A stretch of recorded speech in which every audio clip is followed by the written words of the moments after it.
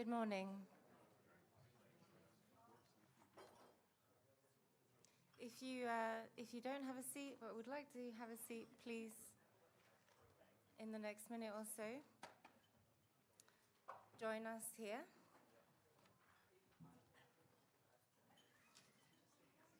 Thank you. Thank you. Good morning again. My name is Paulina Murphy. I'll be your host and facilitator for today. And by way of introduction, I'm the Engagement and Communications Director at WBA. It's a complete pleasure to see such a diverse, high-caliber group of leaders in this room. It's wonderful to have your energy and collective leadership to mark WBA's important launch today. We've been, probably for the last 18 months leading up to this point, we published a fresh round of assessments last week, and we're absolutely delighted to share all of that with you here today. And to be in Davos, where the world's biggest questions tend to feel both urgent and uncomfortably close. We meet in a place of extraordinary beauty and stability, while our world is increasingly precarious and uncertain. And I think it's that contrast that makes today's launch so important and timely. Because we know that there is no credible pathway to a stable, sustainable future without companies changing. And the power of the world's most influential companies is undeniable, but so is the complexity that they all face. Expectations are rising, the context is volatile, and leaders are being asked to deliver positive impact while remaining competitive and resilient. So today's event is about leadership in practice and how companies are navigating this complexity. We have some inspirational and authoritative speakers to guide us in our discussion, and you'll hear from WBA of our insights into corporate accountability and from our latest assessments. And as I said, we launched that last week. I have nothing further by way of introduction, except I'd like to kick off our event by handing over to our Executive Director, Gerben Habekamp.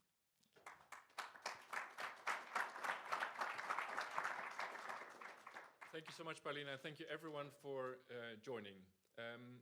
Peter, you said it in the last session, it's been a really rough year for sustainability. And if you look at the program that is actually in the tent, or sorry, the actual Dome conference center happening, it's like it's almost disappeared.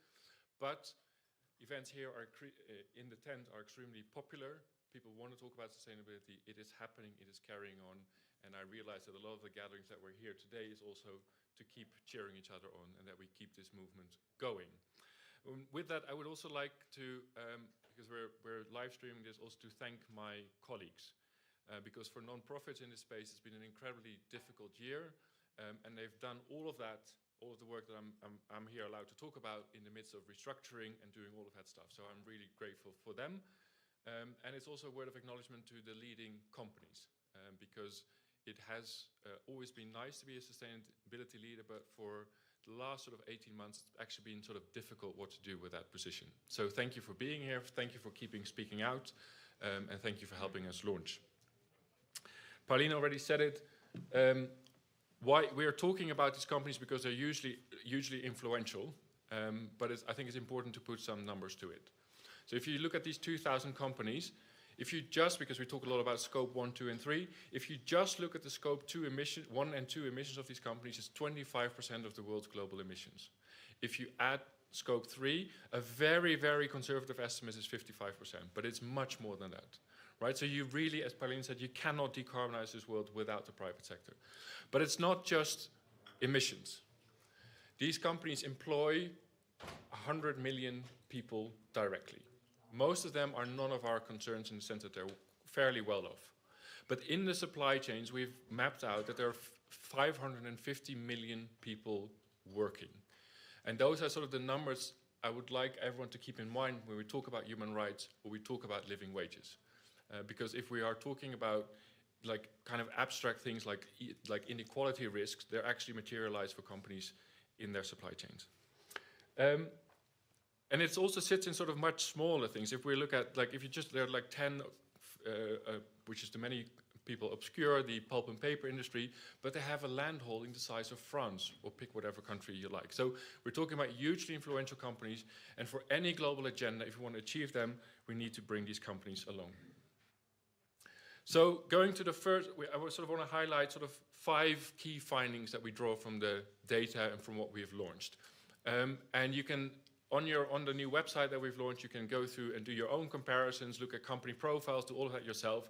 But I'm just going to focus on sort of 5 key findings. And one is that around climate. I could have presented you sort of a slide which is a lot of sort of doom and gloom on how few companies are aligned, but to pick up on a few spots of hope. If you look at the disclosure of companies, 25% of real economy companies today disclose how much they're investing in low carbon investments. The medium investment is about 7%. That's way too low. But in every geographic, in every industry, you find companies that can do 30%. Under current technology, current market conditions, current regulation. Right? So this is not what we scientifically need, but this is what seems what the market allows. But it's only the leaders that are doing it. If we would get everyone, all those 1,600 real economy companies to make these investments, we would have 1.3 trillion extra in climate investments, which we are a third of what the EIA thinks we need. And this is money sitting on balance sheets. It's not a magical money tree coming from anywhere else. These are investments that are made every day. And if they don't go into a low carbon investments, they'll go into locking emissions for future generations. I started talking about the supply chains and these almost 500 million people. Many of those people, and I would say the majority of them, work on wages that are below what we call a living wage. And what since this year also the ILO can define as a living wage. So that means, simply put, you cannot send your children to school and healthcare and put food on the table and repair your house at the same time, right? And we call it the affordability crisis, we call it the cost of living crisis, we call it poverty. It comes in all sorts of shapes and narratives. And only 5% of the companies that we're talking about actually commit to paying a living wage for their own workers, right? So if you look at what's actually committed to making sure that that's happening in the supply chain, the number goes down. Now, these are really, really important figures, because this could be $1 billion bill for many companies to close this gap. And this is also why, I mean, I keep banging on that more companies need to do it, but we also need the UN and countries to bring minimum wages to the level of living wages. One other bright spot is that we've seen an increased pickup of companies on nature. This figure was 0 a few years ago, right? But we're seeing that nature is reaching to the boardrooms, and that 9% of companies are now actually trying to quantify their dependencies with nature. That is a low number, but it's coming from a place of 0. So the work that, I mean, Eva sitting here, Business for Nature, TNFD, all of that, the Global Biodiversity Framework, all of that work is actually paying off, and it's starting to happen within companies. And I think that's also something we need to celebrate as a community. Then, and this is also a little bit of a hint about where we're moving as the World Benchmark Alliance, so much of this is happening in the supply chains of companies, right? And if you actually look at the number of companies that have an integrated way of measuring and assessing and managing their supply chains when it comes to this, it's only 10% that look at both human rights, so the social agenda, climate, and nature. So going forward, the World Benchmark Alliance will change its methodology so we can actually do integrated transition plan assessments. So not just climate, not just nature, not just social, but put it into one framework, and that's what we'll be doing going forward. And then my last key finding speaks to what we're all talking about here in Davos, which is AI, which will revolutionize and transform all of these companies. 38%, partly as a result of a lot of investor push that we helped coordinate, now provide their ethical principles that they use for implementing AI. But none of them have actually produced a human rights impact assessment about what their AI solutions and technologies will actually mean for people, right? So this is the kind of like, if we're pouring all of that funding and we're making all of these investments, let the business case aside, what is it actually going to do to to society? And those are sort of the kind of questions that companies need to ask, not just in principles, that's the first step, but now actually doing the assessments about what's going to happen. So going forward, that's what you can expect from the World Benchmark Alliance and how we would like to move forward with you. And the central question that we put to ourselves is like, we have leaders on all of these domains. Like it's not difficult to find a company that is doing many of these things. The question is, how do we make what leaders are doing today the norm for everyone tomorrow?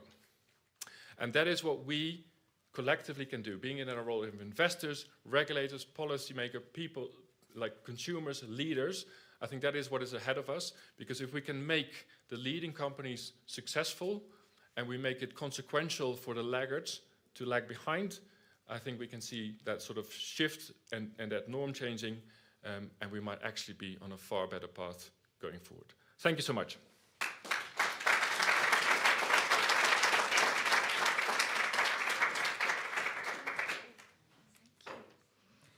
Thank you, Gerbrand. You've grounded today's conversation in the facts and all of the assessments that we see. Companies, of course, don't work in isolation. And the question now is how leadership holds in a world defined by fragmentation and volatility. And to help set our data in the broader context, I'm delighted to welcome Nan Lee Collins, who's the chair of the UN Sustainable Stock Exchange Initiative and the Divisional Director of Investment and Enterprise at UN Trade and Development. Please.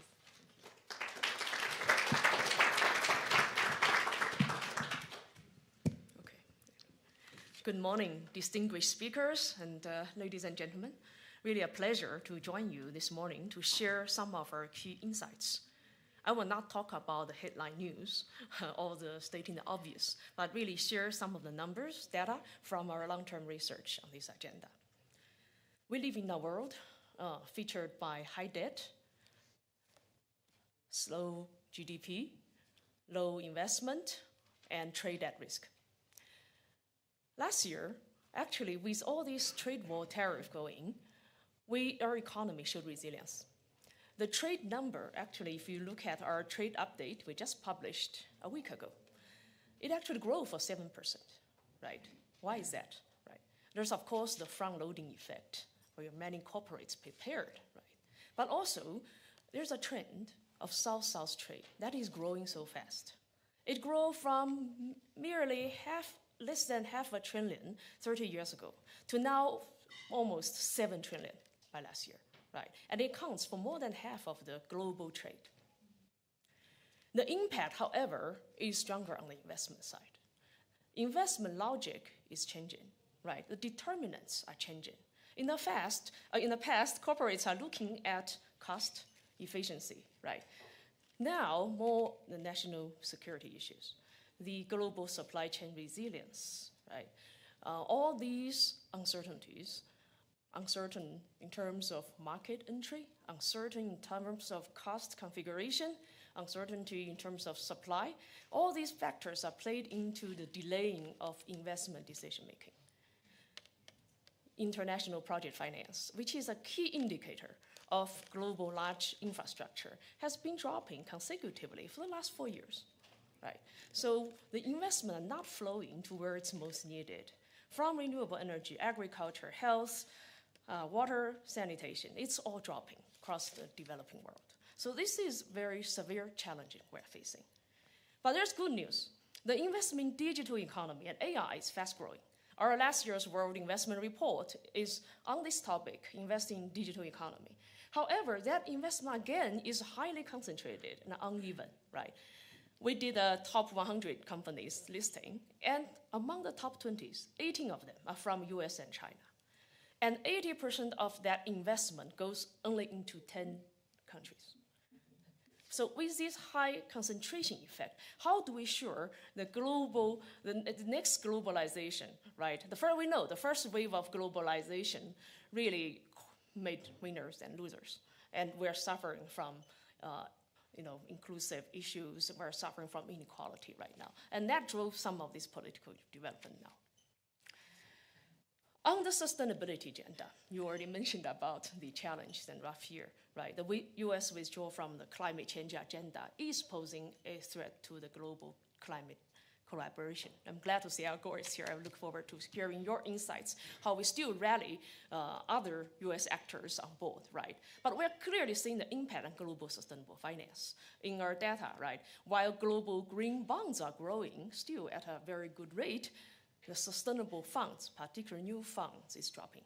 On our Sustainable Finance Observatory platform, you can clearly see these trends and data, particularly in EU and US, right? I'm not going to talk too much about public policy because we publish so many reports, and each report has many of these policies. From the policy to the G20 on balancing economic security and openness, to these specific investment climate policies to developing countries. I'm not going to talk about specific corporate actions you should take because there's so many reports on that already. And WEF this year has published this global risk report, which was discussed already, right? And also McKinsey, BCG, they're all publishing Building Your Geopolitical Risks report, right? But let's not forget, when we're talking about geopolitical risk, and which is high on the agenda now, let's not forget about climate risk. And it is happening. And no matter its physical risk impact or transition impact, you are seeing, right, many places are becoming uninsurable, particularly coastline cities and small island states, right? Many places are becoming inhabitable. So how are we dealing with all these global trends? So I'm here to really, since we're in Davos, let's call for really collective public and private actions in several fronts, right? First, I think we need to look at moving from short term to long term, right? So how we account for the future, right? In the UN, we have a work stream on beyond GDP. This is looking at how we can really shift the whole accounting, the economic analysis from GDP focus to beyond that matrix, right? What you mentioned about nature risk. In fact, I chair the UN Intergovernmental Working Group on Accounting and Sustainability Standards. Every year, we gather the sustainable standards-making bodies and governments to discuss these standards. And I'm glad to inform you this year, we actually made progress. How do we account for natural capital? Actually, is on the discussion agenda of member states now. And we're pushing for the harmonization and interoperability of all these standards, right? And how we shift the value creation, right? This is also a big topic among impact investors, corporates, and also we are now trying to get this topic into the main financial market. Second, we need to really, as a group, look at data comparability and transparency issues, which I congratulate you for this report. This provide a baseline for comparison. Unless we have really high quality data and comparable data, we are not able to influence the capital market, the decision making of corporates and investors. I see my colleague Eric is there. He also sits from UNEP-FI, who sits on our UN Sustainable Stock Exchange initiative, right?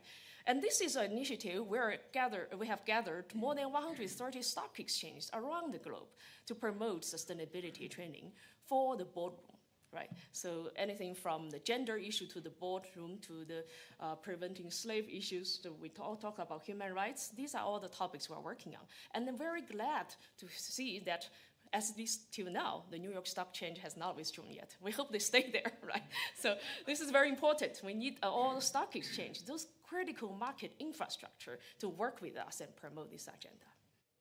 And lastly, and most importantly, it's important to build trust and search for the commons. I think this is the purpose we're here at Davos, right?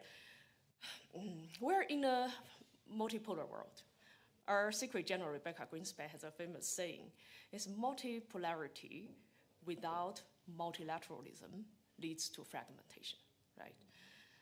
Let's work together to ensure our civilization does not fall back to tribalism and the law of the jungle. With that, I'm really keen to listen to the sharing and insights today, and I invite you to our World Investment Forum later this year, which will be hosted by Qatar in Doha in October. We'll make an announcement soon, so stay tuned. Thank you.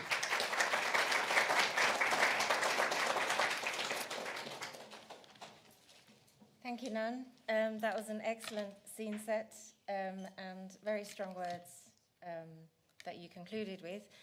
And I'm now, with those strong words, I'm pleased to move to our next session, or a little bit of this event.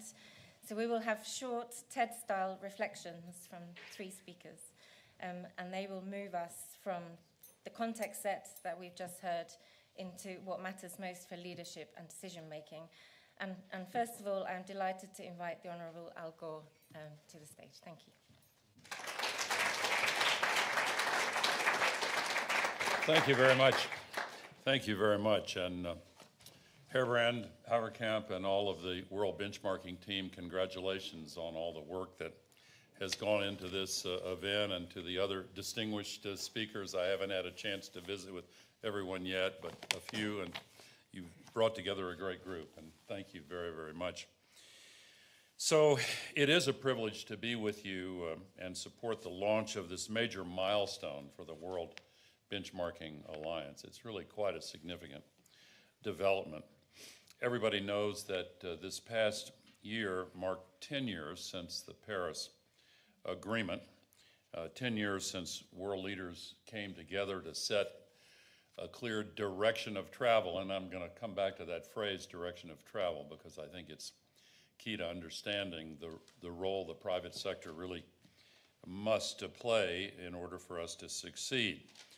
While not a formal party to the Paris Agreement, the private sector was never a bystander in that agreement, and it was always central to its success. One quick example, I sometimes ask the question when people are doubting our ability to make this sustainability transition, what percentage of all the new electricity generation that was installed last year around the world was renewable? And often people will expect me to want a high number, and they'll say, 30%, 40%. The real answer is 93%. It's quite astonishing. And the reason I bring that up is because if you look at where the financing and development of that 93% came from, and if you exclude China from the calculations because they have a different financial system, 83% of all the money that was used to install all the wind and solar and batteries and EVs, et cetera, came from the private sector.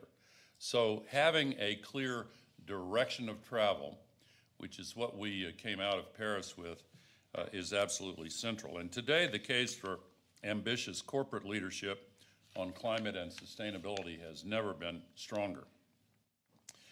After all, the global economy right now is already absorbing hundreds of billions of dollars every year in climate-related losses.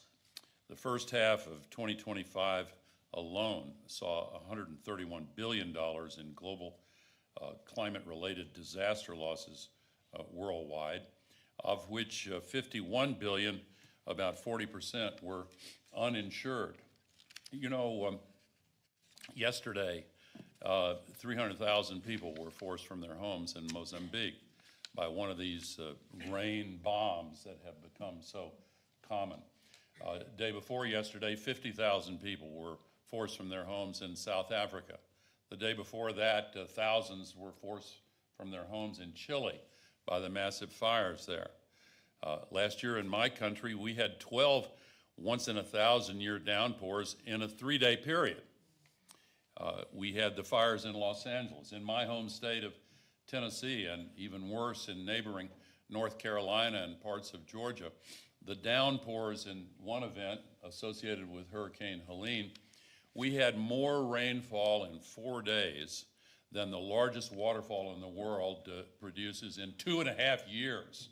These are not normal. They are not what we've experienced in the past, except on extremely rare occasions. And now every night on the TV news is like a nature hike through the book of Revelation. It's quite astonishing how this is unfolding. And speaking of insurance, by the way, in my country, largely because of climate, insurance costs have gone up 70%. And some areas are now becoming literally uninsurable.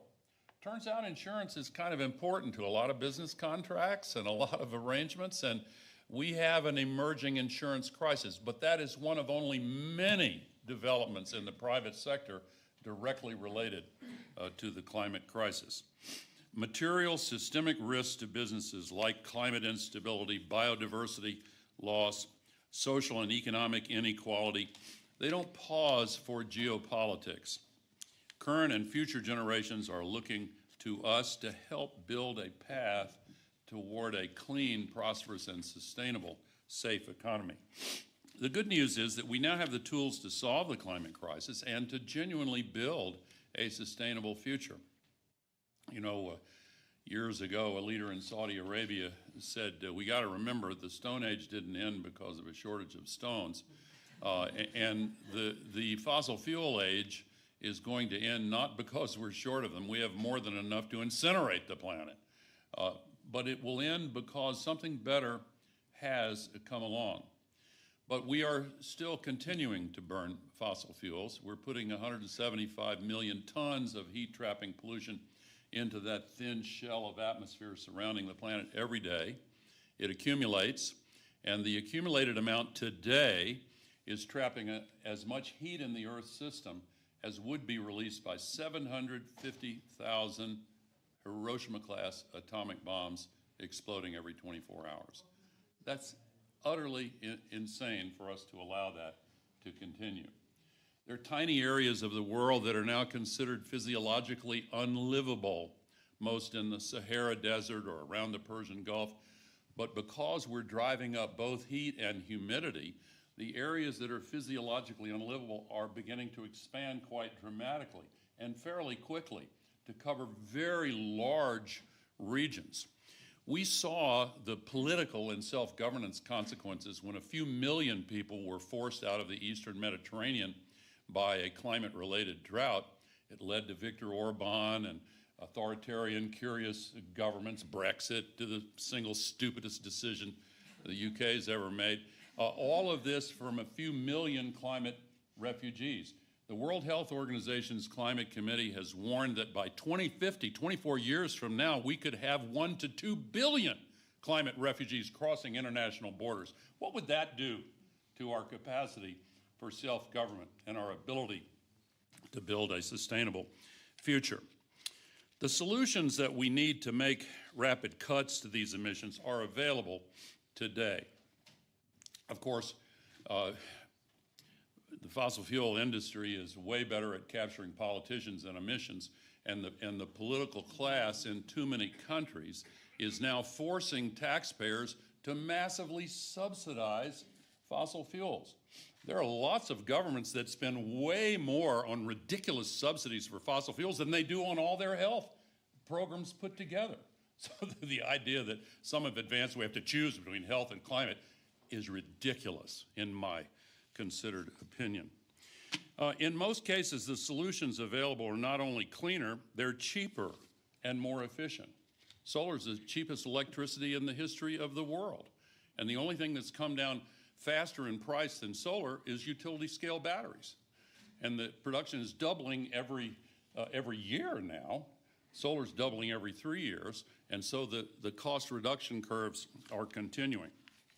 Resilient leadership depends on the ability to distinguish signal from noise, an oft-used phrase. And in a fragmented world, credible, independent, action-oriented data is the signal that matters the most. And that is precisely why the work of the World Benchmarking Alliance matters so much. By providing transparent, comparable insights across the world's 2,000 most influential companies, including some represented in this room, WBA helps to translate global challenges into boardroom-level decisions. Many companies are already showing leadership, and that deserves recognition. Others are retreating, unfortunately. A few are falling backwards and failing to adopt and deliver ambitious targets. The main takeaway is that we need to be moving much faster. WBA's analysis found that only 18% of companies are reducing their operational emissions at the pace required to align with 1.5-degree sectoral pathways. So let me be clear. Companies without credible transition plans are in danger of losing their competitive advantage quickly. You know, China is now, let me compare China to the U.S. China, according to the recent studies released, last year exported more green technology to the rest of the world, half again more, 50% more, than all of the fossil fuel exports from the United States to the rest of the world. They're investing in an appreciating asset. The U.S. is unfortunately clinging to a depreciating asset, which is in danger of becoming a bunch of stranded assets and making the U.S. uncompetitive. So data gaps have often been an excuse for inaction, but new information and standards are delivering much needed accountability. The ISSB sustainability disclosure standards have now been adopted in over 36 jurisdictions. And for the first time, a coalition that I was privileged to co-found called Climate Trace with Gavin McCormick, my partner, has tracked every major source of greenhouse gas emissions and identified specific solutions that can cut emissions at every single source. All of the 662 million point source emission sites that we track on a daily basis. We publish monthly reports, climatetrace.org, and we will soon add the particulate co-pollution emissions that are killing an estimated 8.7 million people each year from the air pollution they breathe in. So today, every business leader should be asking, are our capital investments aligned with a climate-safe future or not? Are our supply chains resilient to climate and social shocks? By the way, a lot of corporates are now using the Climate Trace data to swap out membership in their supply chains for lower emitting sources that have the same quality and often a lower price. Are we well positioned? The other question they should ask themselves, are we well positioned to take advantage of the opportunities presented by the transformation of our economy to a low carbon future? This is not a moment for resignation or indifference. It is a moment that calls for courage. On behalf of my partners at Generation Investment Management, we're proud of our foundation, which is one of the many organizations that is helping to support this outstanding effort. And corporate leaders in this decade will not be remembered for the promises they made. They will be remembered for the actions that they took. Now is the time to align policies and capital with the opportunities enabled by the clean energy transition and shape a future that is strong and sustainable for the long term. We have everything we need. Some wonder if we have sufficient political will, but remember that political will is itself a renewable resource. Thank you.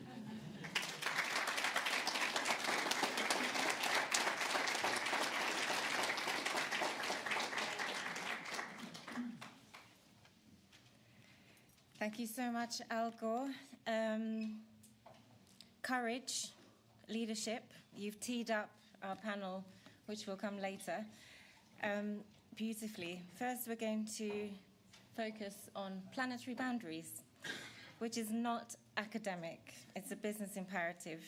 So please join me in welcoming Professor Naoko Ishii, the former CEO of the Global Environment Facility and now Director of the Center for Global Commons at the University of Tokyo and a planetary guardian.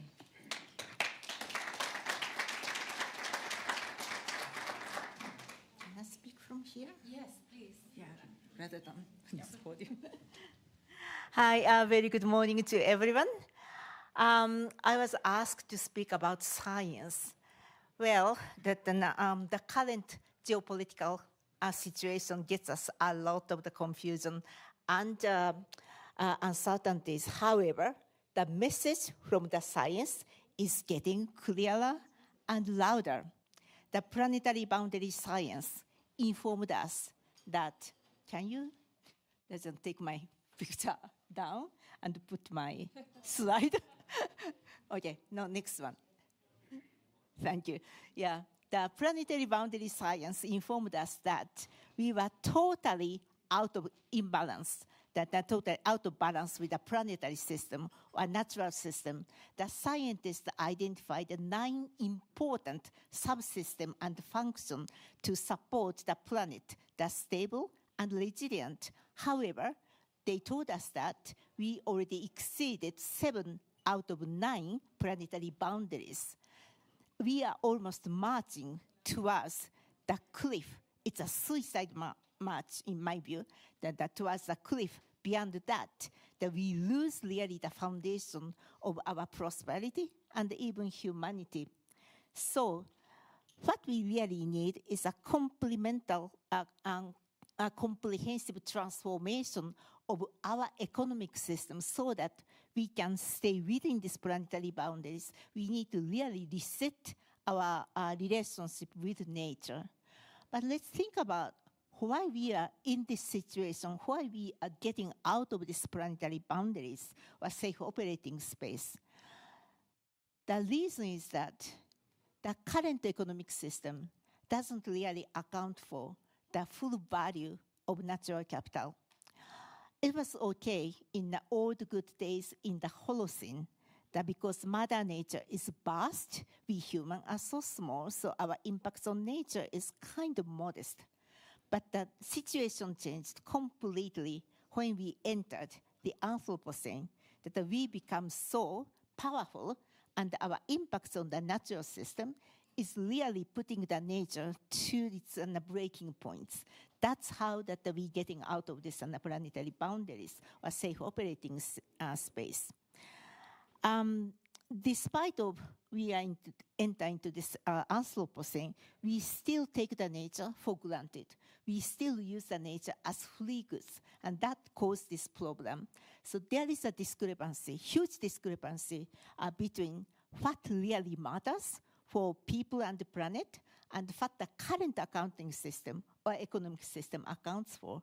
And this discrepancy caused a huge problem for business because investment in nature, investment in human capital, investment in resilience is not really rewarded, while that actions to undermine the nature is not penalized. So that creates that this problem of how we can get over this discrepancy. It's not actually the World Business Organization, WBA already told us that this discrepancy is showing up of this survey of 2,000 companies. You made several examples, let's say the nature, that now 55% of the assessed companies take the nature as a material risk. However, as you said, only 14% really measure and disclose the nature risk, and only 9% actually account the quantify the nature risk. That's this discrepancy shows that there's a recognition of the importance, but we really don't know how to account for that. So that's a problem. Then what exactly we can do to transform that fundamental economic system? And we all know that business has to play a very important part of that. But at the same time, without really addressing this fundamental discrepancy of current economic system, doesn't account for nature, and that nature becomes so important. So how we can really address that, we need to address this discrepancy by a few things. We need to create a condition, enabling condition, that incentivize, that reward that business action in investment in nature, investment in natural capital, investment in human capital. I see several important movements emerging from this part of the world. For instance, WBCSD is now leading this effort to account for that the measure that the natural capital measurement protocol. This creates that mechanism to compare the companies, its performance in a very objective way, so that the capital flowing into that good companies. That's one very good initiative. Another initiative, which I may say, that my center is also leading together with other partners to move this nature on the balance sheet. that is a kind of initiative to create that the roadmap to how to bring the natural capital as an investable asset on the balance sheet. And I see a lot of partners working on that, and also some business leaders joined that initiative. These are kind of efforts to create the condition, enabling conditions so that the business can really invest in natural capital and also human capital, those kind of things which are not yet fully accounted under this current economic system. But my conclusion is that without business really taking the leadership, we cannot really transform the entire economic system. But we need a coalition, we need a co-creation, not only the business along the value chain, the sector, but also together with policymakers. And with that, I really hope that we can create this system change, and that I really want to encourage the business to really take the leadership, because our future is very much in your hands. Thank you so much.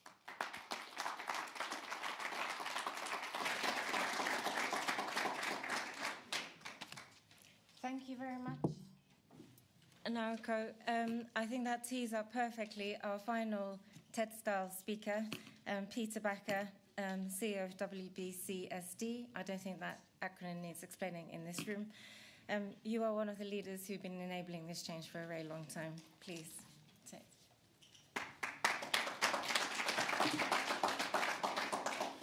Thank you so much. If WBA would not exist today, we urgently needed to invent it. So thanks for the great work, because what you guys do is hold up the mirror and point it in new directions as and when you see fit. And that's precisely what business needs. You know, if you want to change business, make it a competition, then they'll pay attention. And so, like was said, sustainability in business is in a strange spot. You know, we've been here in Davos for many years, having this moral high ground. You know, we need to go save the world, listen to Johan, and that time is kind of behind us. What we had last night was a dinner. How do we link science, planetary boundaries, all the stuff that Johan Rockström and others are doing, to capital markets? That's the real bridge we now need to start making. And if you make that bridge, and I can talk about both, then in the middle you will find big business is one of the major change agents that will need to make that bridge work, to really invest climate as part of the capital market valuation models. So in a simple term, I've said it a few times, and I apologize for those who've heard me before, but sustainability in business has moved from morality to materiality.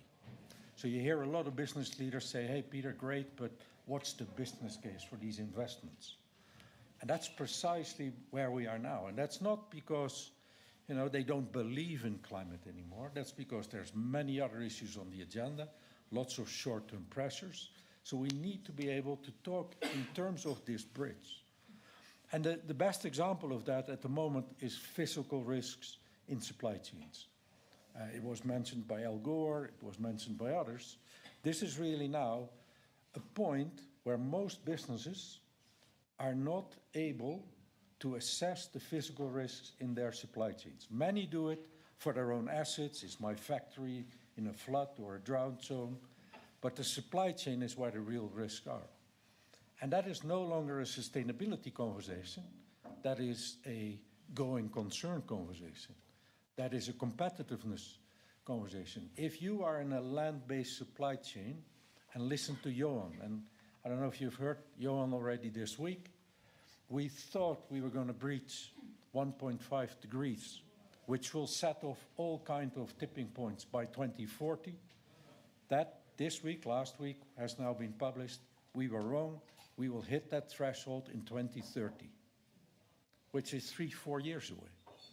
And then we hope that tipping points won't tip so that we can have time to adjust. You know, there's lots of great talk. I mean, we had a session this morning, and Al Gore mentioned some amazing statistics about how we're really growing renewable energy, which is great, is important. But the reality of that conversation is we are adding energy supply. We're not yet making sure the fossil fuel supply of energy is lowering. There is no transition yet. We're just building capacity. And that's where we need to really get to. If I read your scoring, the stuff you just published, then I begin to see there is a massive divergence growing between the top and the lower parts. And my read, a couple of years that would probably have been, yeah, these leaders had these really big, bold ambitions and the other ones don't. But that's no longer the divergence. The divergence now is leaders and people who score are the ones who are executing. The ones who are lower in the list are just still talking about execution. So we've moved definitely into the execution space. I'll give myself a little shoulder clap, if I may. WBCSD, 250 leading companies in the world, about 26% of global emissions, 24% of the GDP, so a good subset of your top 2,000. WBCSD members, we ran the analysis last night, scores double of the average of the top 2,000. So if that is not a business case to join the WBCSD, but anyway, I won't go there. But anyway, what this means in practical terms for all of you in business, this is no longer a conversation that is just owned by CSOs. This is now a board fiduciary duty conversation. This is in operations, in procurement, investor relations. This has to spread right across the company to really make it an effective execution plan. Transparency is critical. And too many companies today are thinking or doing transparency or disclosures as a compliance exercise. And CSRD in Europe hasn't particularly helped. This is now about, do we deliver decision-useful information in the hands of investors so that they can make the capital allocations that we need to go faster? Do we get the incentives? If you ask an investor, and Fiona and my team did, what are the important things for the investor community? It's an answer of two. Whatever you do, it has to be investable, i.e. the economic case needs to be behind it. And the second thing, you have to be reliable. If you set a transition plan, you need to put the capital behind it. You need to show progress against that plan. And when you do, investors will reward you. So to business leaders, the real three questions today are, have you really embedded nature and climate risks into your assessment of supply chains? Is your CapEx aligned with the transition plan that comes out of it? And do you transparently disclose the performance to capital markets, and then it will be picked up in the benchmark alliance. So this is really where we are. This is now about execution, and then having execution hold up the mirror by the WBA will drive us forward. Thank you.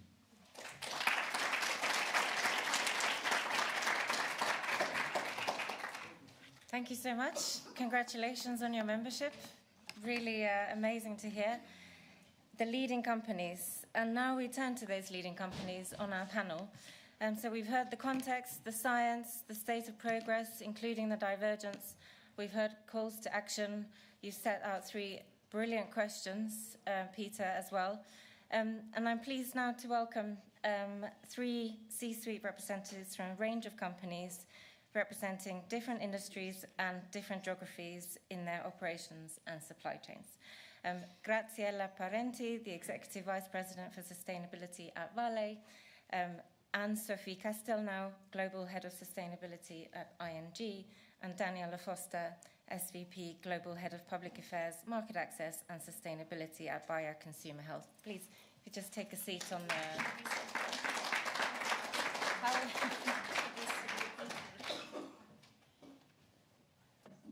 And an all-female panel. It wasn't by design, but by results. So we're seeing new trends emerging all the time. Perhaps I've only said we have your name and your role, but perhaps you can each take a minute to introduce yourself and your company and really focus in on what does resilient leadership mean in practice for all of you, your companies, but also for you on a personal level as leaders? Let me start with Anne-Sophie. Yes, sure. So I'm Anne-Sophie Castelnau. I'm a global head for sustainability at ING. We are a Dutch group, headquartered in Amsterdam, but present mostly in Europe. 80% of our revenues is coming from Europe, but we are also present in the US and in Asia. 4 years ago now, sustainability has been identified as one of the 2 key priorities by the board, next to customer focus. And that has been my role, really, to make sure that beyond the direction and the strategy that we have set, we make it business practice and we really embed that into our organization. And I think that has a lot of consequences on what we are doing, basically, because to answer your question on what is resilient leadership, definitely we have to take a step back and look at the noise around us. And really, we've decided to stay the course and take distance from what we were hearing and remain anchored in science. What we are doing, in particular on climate and nature, is connected to science and the fact that there, science has not changed, climate is deteriorating, and we want to address that. Finally, we really believe in collaboration and partnership. All what we do is not self-invented, but we build that together with others. And I think this is really what we are as an institution. We want to partner with our peers, with our clients, with experts, so as to bring solutions to the table. Thank you. So staying the course and listening to the science. Let me turn to Grazie. Miracle, that was right. Yeah. Does that resonate with you at Vale? Yeah, so good morning, everyone. And the provocations were so interesting, and the previous speakers here. And when we talk about resilience, I think it's about courage, someone said here. And also being very clear, what is your plan, and not just being trapped on the turbulence of the short term. So really have sight on the medium and long term, because we're going to be here. Our companies will be here. So resilience has a lot to do on that. We are a mining company, international, but based mostly in Brazil, but with global operations. And nowadays it's super exciting to talk about critical minerals at top of the agenda. But we have to remember that where this come from. This come from mining. And mining nowadays is essential, not just for the decarbonization, but it's our priority. We are in the steel value chain, so we are in the very beginning of the steel, and decarbonization is our business, and we are very well positioned to that. But also everything that is related to AI is also about minerals as well. So we understand that, but we have a plan and we have a strategy, and we have also, the resilience also is about connecting to our investors, connect to our customers and the customers of our customers, because we are an industry that decisions take a long time to happen. So if you want to double the supply of whatever critical mineral today or tomorrow, it takes 10 years, 15 years, 18 years. So it's something that we have to do carefully. The investments are giant. And also, we are, again, in the beginning of the value chain. So we have to understand and be very close. So we are all the time assessing our people. We are in round twos every time, visiting customers, understanding. And they are doing the investments. And they are keeping doing the decarbonization of the steel value chain. We are seeing also for the other minerals like copper and nickel, electrification. And the panel before here was exactly about it. But also it's important to highlight that we are a company mostly based in Brazil. So electrification is not just the one way. We rely a lot on biofuels, which is very important for us. And we are doing this in mind with very, I would say, innovative way to decarbonize our operations. And we stick to the plan. We stick to our commitments. We are delivering it. We are happy with it. And we are, of course, here to listen and also to bring more inputs for our journey. Thank you. Thank you for that comprehensive introduction. And turning to you, Daniela, what does resilient leadership mean for in practice for you. And congratulations, by the way, Bayer received the #1 ranking in our published benchmark on food and agriculture. Yeah, thank you. Well, hello, everyone. It's a pleasure to be here. I think a few things have resonated with me when we were just talking, and you were just mentioning that we need to move from promise to execution. And I think the reality when we're talking about resilience in this space is that it's not always sexy. It is very hard work. And it starts, as you were mentioning, years ahead of time. So we've made a number of strategic choices. One that we made in 2019 is we said, look, our CEO is actually also going to be our Chief Sustainability Officer. And that, I think, is another key anchoring that has been helpful for us, because when these rankings, for example, came out, it is not only a validation for the teams that have been working on this for years, that had the visions, that have put the hard work in, that have done the execution, but this also then goes to our board. We've made strategic choices. So this point on resilience, it's also about having the hard conversations. We've had the conversations with our board around the importance of the value chain, the importance of the ecosystem. We're in agriculture, we're in health, there's an interlink around nutrition. And when I think about the moment we're in and moving beyond promises, the conversation right now is also around essentials. And nothing is more essential than food. Having access to food, tackling issues like food security, looking at the future of agriculture and how that transitions to be more regenerative, looking at essentials around health. And our core mission is health for all, hunger for none. And I appreciate that can sound like, that's a great slogan, that's nice. But that has been an anchor. And when we've had to make strategic choices that are hard or maybe unsexy or that are going to take a long time, that's been a really helpful core. So I go back to this resilience piece. I go back to the point around execution. And it is the long, hard work that is sometimes silent. And this is why I do think that benchmarking and data is incredibly helpful, because it anchors us in accurate comparisons and the science and the facts. Great, thank you. And I'm glad it provides that anchor and the momentum and for you to stay the course. Grazia, I know you need to also leave fairly soon, and so I'll come straight back to you. And then when you need to leave, please do.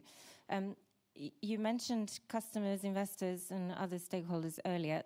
How are their expectations changing? Have they become clearer of what is required of you as a business, or do you still work with ambiguity? Well, I started repeating exactly what Peter said, about materiality. When you have a business case for investments in decarbonization, for instance, pick up in this, then you made it. And then investors are interested. And then you have, I was like last week, there was the Abu Dhabi Sustainability Week, and together they had like the Energy Forum. There was like a booming, I was very impressed, a booming flow of high-tech companies bringing clean technology. The interest was there, the investment was there. So has to do a lot about being able to scale that. And I think that yesterday we were talking about in the dinner, it's not just bridging things, but it's scaling. How we are able to scale. And scale becomes cheaper, and if it's cheap, then people do. It's as simple as that. So, but we have to also believe on the things that we are doing and be able to invest, even when you don't see in the short term, but have the partners that have, again, share the same values, share the long run. So we have been here and there talking to investors. We have signed in the last 3-4 years, 50 different MOUs with our partners, I would say, in the value chain, for us to be able to develop technologies, to do tests, so for instance, our big trucks on the mining are really the haul trucks. We are using biodiesel, we are trying to electrify what is possible in a smaller scale. Now we go to a larger scale. Now let's clean all the plant related to the fuel consumption. So it's about having the right partners, build the business case, really have the confidence and the trust of the board, the senior management that we are doing the right thing. And breath, because some things really require some time for that. But if you are on the right track, and then if we want in 5 years from now or 6 years from now, come back where we were in 2024, then it's going to take another 5 years to go. So we are here for the long run. Thank you. Thank you. And Daniela, you hinted at it a little bit earlier in terms of starting years in advance, bringing in the board, using transparency and evidence. But have you seen a change in how you are delivering meaningful value for society? Well, maybe if we go back to this point around, I'll switch over here. How about that? Close the gap for you. We've talked a lot about here materiality and measurement. And I do think measurement is incredibly important because what gets measured gets managed. And there are often a lot of conversations around, which areas of focus should you lean into? And I think materiality helps simplify that because you're then laser focused on the core issues that you can tackle. I think what you quickly start to realize is the importance of the value chain and the ecosystem. So I was even just reflecting on some of the other presentations we had earlier, and you can't have a conversation about agriculture without having a conversation about nature. You can't have a conversation about health without actually talking about the environment and climate. So that intersection and nexus of climate and health, data and where we can move is very powerful.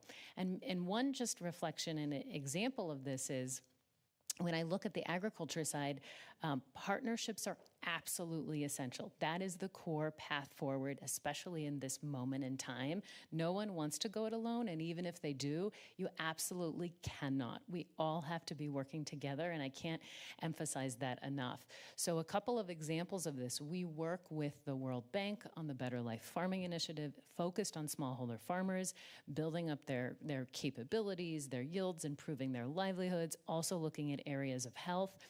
And very quickly, you start to realize that some of the systemic gaps also go into areas of financing. They go into areas of insurance. So we're finding that now we're working on things like parametric insurance for smallholder farmers who may be hit with a climate-related disaster and now actually have a way to be covered for that, which helps them ensure their livelihood. So these are the kinds of things that I'm getting very excited about, and where I think it does take a village. We need a lot of folks to be working together on this. We also have an external sustainability council, and they continuously pressure test us. They do their own assessment and report. We bring them in on the hard conversations and challenges as well, because I think anyone who's getting into the execution phase on sustainability, it's not always going to go smoothly, and there are going to be failures and setbacks. But it's about what do you learn from that, and how do you move forward, and then ultimately how do you take that to scale? And these are the things that sort of keep me motivated, but it is long, hard work. Thank you. The motivation is in your voice, and those examples were amazing. Thank you. And I think it's also the perfect segue to bring in you and Sophie from a financing point of view, and really looking at real economy company transition planning and your catalytical effect on those real economy companies.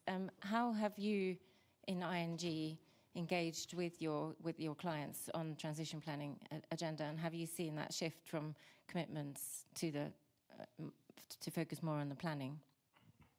Yes, indeed. And engagement with clients is absolutely crucial in our approach.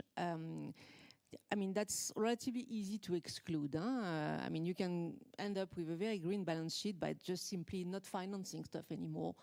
Does it move the needle? Not really. So we want to have those conversations, and sometimes difficult conversations with clients, so as to indeed starting from data, and this is extremely important. That's why we need good data. Starting also looking at what they are doing, and before even regulation was talking about transition plan, we were sort of building an assessment of where clients were going in terms of transitioning, looking at the various disclosure that they are making, and this is the base of that engagement. Because if we want to have an impact, it's about ensuring that we finance transformation of the system. And this is where we see a big opportunity for a bank like us, because transformation that are required are massive. We talk about trillions of dollars each year, additional capex that are required for reaching or closing the gap toward net zero, for instance. And this is for us a role where we want that we want to play. And this is really something that we are doing, in particular in all the I would say carbon intensive sectors. So we are engaging with those clients. We have tracked ourselves also 2,000 of our largest clients, looking at their disclosure. We have then the conversation about the progress they are making or not, because we want to have a forward-looking view, and we put that in the decision-making process. And depending on the progress, and we keep that as a target for our bankers, and they do that each year. And indeed, when clients are not showing progress, that leads us to make decisions. Indeed, it will have consequences on our ability to being willing to continue the conversation or the relationship. But after several years of engagement, so as to ensure we understand really what they are doing and the progress where they are making. That's also an opportunity to identify complexities, because some of those clients, they are also confronted to lack of business case for changing. So that enables us also to play our role in terms of policy advocacy. And by being informed with those decisions, those discussions with clients, we identify also what is missing, and that enables us to have the proper conversation with governments, with regulators, based on those, I would say, market feedback. So you've seen a shift really with your clients and in ING from a report, everybody focused on reporting and disclosures, to actually using it in decision making, which is... Yeah, I mean, reporting is nice, that creates transparency, accountability, and so on, but what we want is to put data and insight in the decision making and in our business processes, basically, so as to drive next steps in our relationship with large corporates. Great, thank you. We could carry on for a bit longer, but we are getting close to the end, and I have a question that I'd really like to ask both of you, because it ties back to resilient leadership and a little bit more on a personal level. So everything that you heard here today, and your leadership in your own companies, what leadership decision are you making today that your successor will thank you for? Who would like to go first? Happy to dive in. So I often talk to my teams about planting seeds. And I say, look, we may start something today, and you might not actually see the results of that for a decade. But we have to make big bets. And it's not about making the public big bets. I'm talking the executional big bets. And taking a leap when maybe, a third of the folks are with you, or it's a small handful that really care about something. So I'm big on planting seeds. I feel like even just with the results on the World Benchmarking Alliance, these were things that were planted years ago. So that is something I think a successor would come in and say, oh, great, there are seeds. Like, for example, the Nutrient Gap Initiative. It's something that looks at closing the gap around micronutrients for 50 million people. It looks at everything from access to healthy foods on through to multiple micronutrient supplementation during key times like pregnancy, et cetera. There's a whole partnership component around it. Many people have come under the tent. This was sheer passion and will and seeds that were planted that have now been incredibly impactful. So I think it is things like that you move and you plant the seeds without any guarantees of recognition, but because you see the impact it could have on the value chain, on the ecosystem, and you just do it. So the seed planting for me would be the big piece. Amazing, thank you. And same question to you, Anne-Sophie. Yeah, in fact, when I took my job 5 years ago, I was hoping not to have a successor, frankly. I was hoping that indeed the work would be done and that everything would be fully embedded into the organization and that would be, on a running train, if you want. Okay, now I realize that it's not going to be like that, and I will probably have a successor at some point, but I really hope to make sure that he or she joins where at a moment where really the business is well ahead in terms of owning it, and that indeed all the vision and the idea that we had and that we've developed and that are sometimes complex, we want to make them part of the way we deal with our clients, from retail clients to a very large wholesale names. We want our bankers, our risk people, our finance colleagues, our ops colleagues, really to be the ones on a daily basis working with that approach in mind. So the more ahead we will be, the happier I will be as well. Thank you so much. Thank you for the last answers, for everything, but in particular the last answers, for the honesty. I think this is the courageous leadership that we've been speaking about today. So thank you for joining us on the panel and for participating today. Thank you. Many thanks.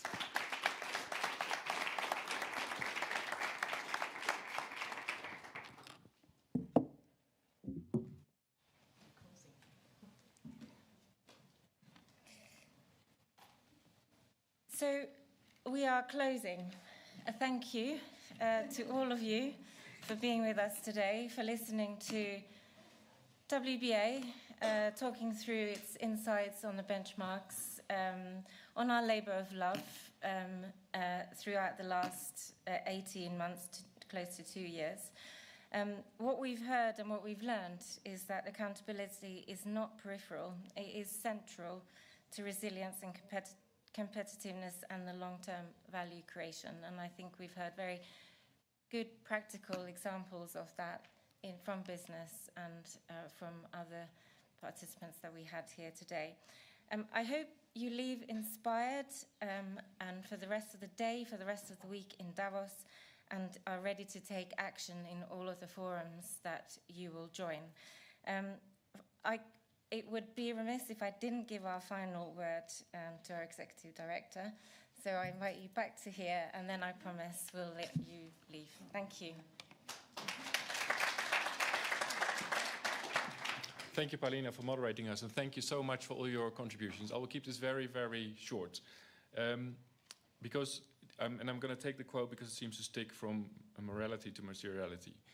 And as an NGO with a mission, that's sometimes a bit hard to accept that that's the reality that we live in. But I'm willing to accept that because I can see that that's what it's moving. With the condition that it's a reminder to all of us that what becomes material is often a question of choice. Climate did not become material by itself. It was the result of a Paris Agreement, policy, regulation, technological development, and now here we are and we can talk about an investment case. And I think it is our joint collective responsibility to figure out how we make nature, people, living wage, human rights, material issues to business. If that's the agreement and the compromise we can strike, I think we can make business move towards a much better and brighter future for all of us. Thank you so much.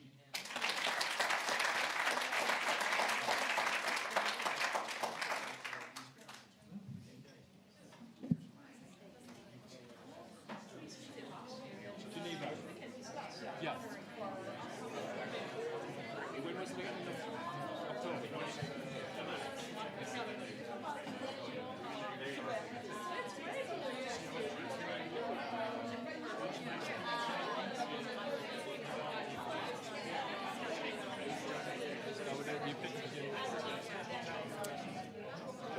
we met at Climate Week many years ago. Yeah. I run communications agency Browning Environmental. Right, sorry, yeah, I do remember. Congratulations on everything you've done Thank since you. then. I just wanted to introduce myself to Pauline, Yeah. actually. Oh, well, I'll Sorry take to you. get- to No, get no, in the I'll way. take you. Hi, Pete. Thank you.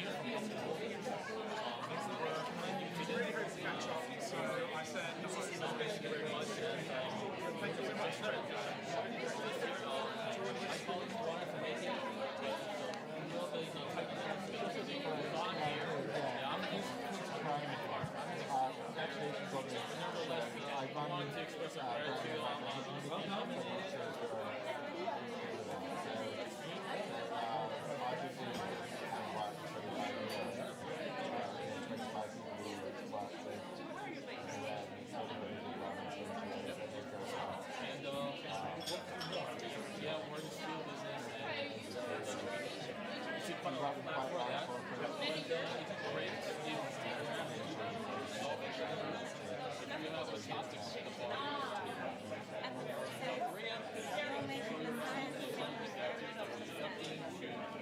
Well, we cover like a big range. So we do science communications, so scientific organizations. We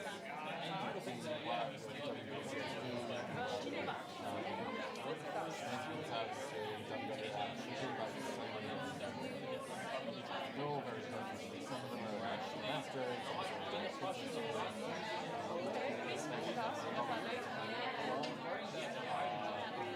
steel, for example, we work with steel. This is another part of steel in America. Dialogue with our teams.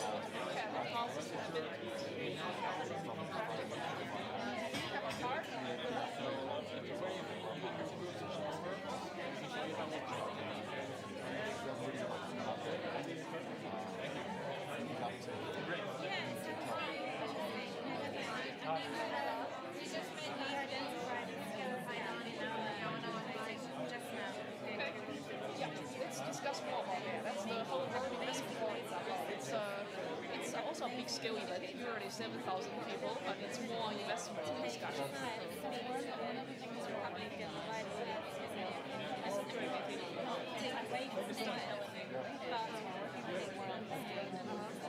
That's the typical gap that we fill.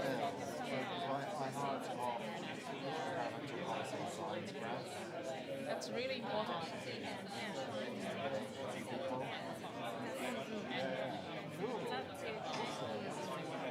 I'm actually in London next week.